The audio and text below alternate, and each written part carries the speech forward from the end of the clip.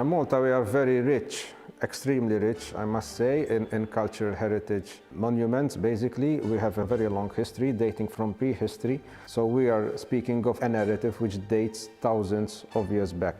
Obviously, we also have a rich collection.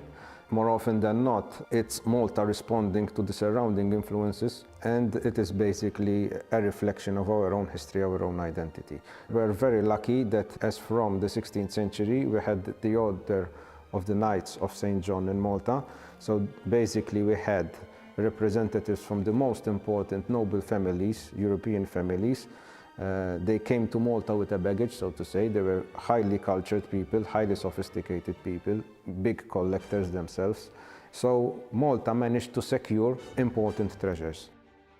An example I can give is about a painting present in our National Community Art Museum, Musa, whereby a painting depicting a knight in armor came in for conservation, and conservators noted that the area around the neck was in fact rough, it was not even, and they suspected that there's something underneath.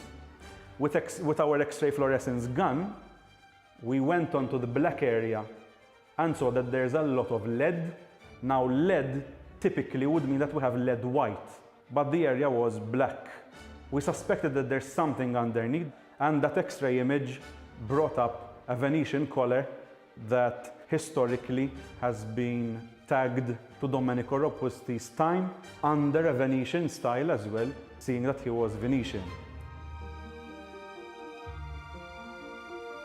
The fantastic aspect of currently being placed in the cultural heritage science domain is the advent of using non-invasive tools.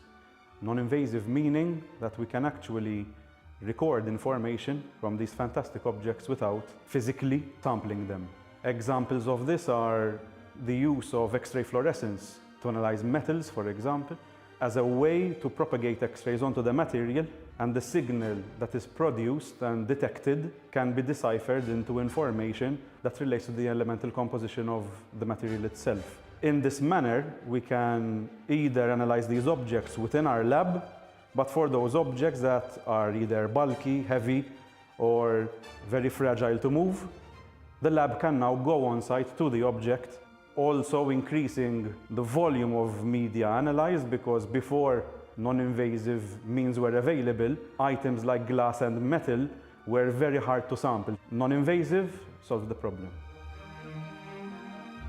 Another example I can give, deemed quite important for us locally, is a painting depicting the funeral of Angelo Emo, a painting housed at the Maritime Museum. It physically depicts a maritime-related funeral because of a lot of ships during the day, however. But when it came in for conservation and X-rays were taken in order to determine manufacturing technique, materials, and whether pigments were homogeneous, we ended up finding lanterns painted on the masts of these ships. And historically, that's an important point to denote, because we do know that back then funerals went on throughout the night, but we never had a depiction of funerals during the night. Unfortunately, at the top surface of the painting, that's representing a funeral during the day, but little did we know that that's overpainted underneath the original, which actually depicts the only depiction seen by X-rays, in our case, of the funeral by night.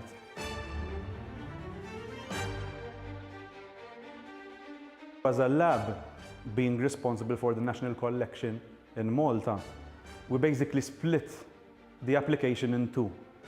We have the cultural heritage research domain, thereby supporting curators by solving, or rather answering, questions of historical importance, such as attributing a painting to a particular artist. Therefore, we need to delve deep into the materials used to manufacture the object, and we can answer questions related to provenancing and dating. But on the other side, and sometimes more importantly from the emergency point of view, is preservation aspect. So the conservation domain is entrusted with slowing down degradation on cultural heritage objects, and sometimes what we have in front of us on objects can't be understood by the naked eye, and therefore science is needed in order to elaborate on what's at hand, to then proceed to specific treatments that are related to that particular disease. Likewise, the lab can support via non-invasive means, but then we can go deeper. Sometimes non-invasive isn't enough. We may need to sample, so sampling isn't bad as long as we've exhausted all non-invasive approaches. That's enough justification to sample. But the fantastic thing about sampling today is, as whereas in the past we needed a large volume, today just a few micrograms of sample are enough to analyze and render the same information.